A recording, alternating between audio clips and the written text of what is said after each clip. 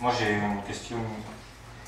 La première question, c'est donc, je lis, il est donc proposé d'adopter un nouveau cahier des charges locatif reprenant les termes de celui adopté en 2007, mais laissant le soin au candidat de proposer le montant du loyer à verser à la ville et limitant le périmètre du bail.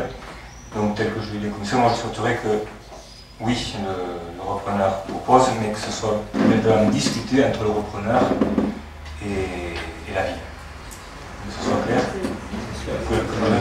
Ce sera discuté, mais sur le cahier des charges, nous n'avons pas mis de minima parce que le minimum ne sait pas aujourd'hui l'évaluer. Donc c'est lors de la négociation et les diverses propositions que nous aurons, que nous jugerons, la commission ad hoc, si les offres seront recevables ou pas, à minima. Parce que je répète quand même que le bail commercial, la signature du bail donne au repreneur le fonds de commerce. Donc c'est pas neutre. Et la deuxième question, c'est alors à votre tour, il vous appartient de vous prononcer, sachant que le choix des bénéficiaires sera effectué par le conseil lors d'une prochaine réunion, le conseil municipal. Oui, bien sûr. Lors d'une prochaine réunion, c'est-à-dire. Mais avant tout, bien entendu, nous allons lancer l'appel à candidature, nous allons recevoir les offres, nous allons constituer une commission ad hoc à laquelle vous pourrez participer. C'est la question que je vous posais. C'est la question, tout à fait. Donc, par le conseil, je finis ma question. Pardon. Par le conseil, donc, par le conseil lors d'une prochaine réunion, c'est-à-dire avant la fin de l'année. Première question. Et la deuxième, c'est à l'issue d'une procédure de sélection des candidats, donc une commission à laquelle nous serons peut-être invités, puisque tu viens de le dire. Est-ce que c'est une commission d'élus? Oui, bien sûr, uniquement. D'accord. À ce titre, nous acceptons l'invitation. C'est le conseil municipal. Il ne s'agit pas d'autre chose. Donc, comme la dernière fois, quand j'entends le mot participer,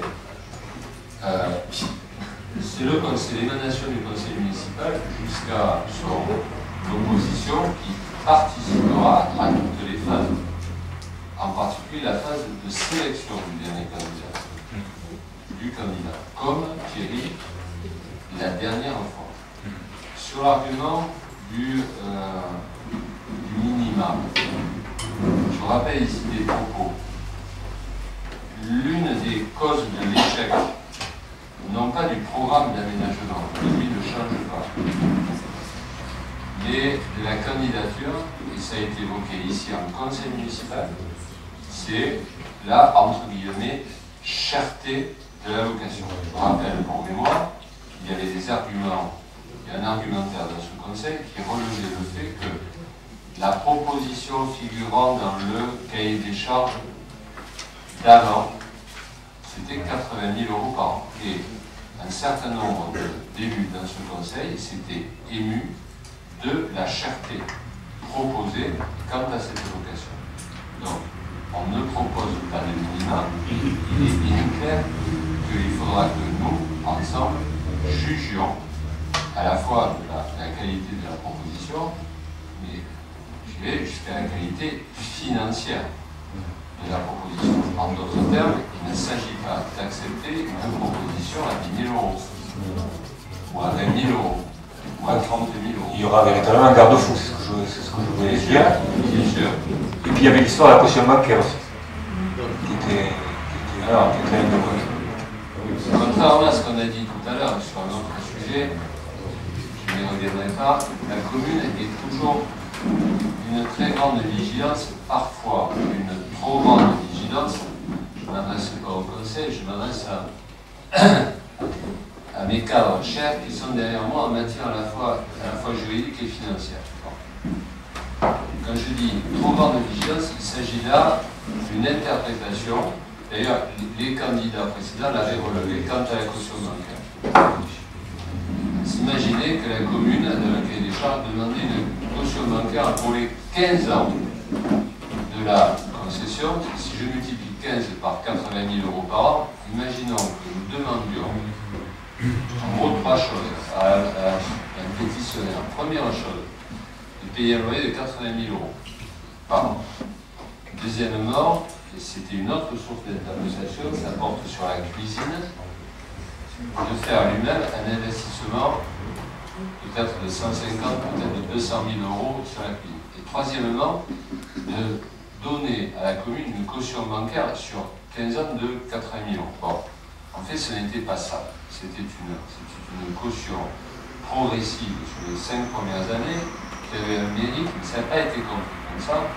Évidemment, la première année de caution, bon, mais voilà, elle n'est pas actée, la caution n'en a pas besoin, elle tombe.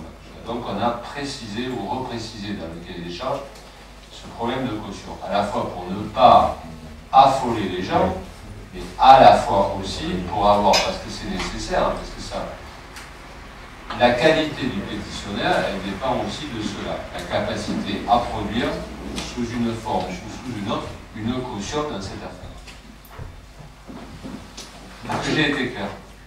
Oui.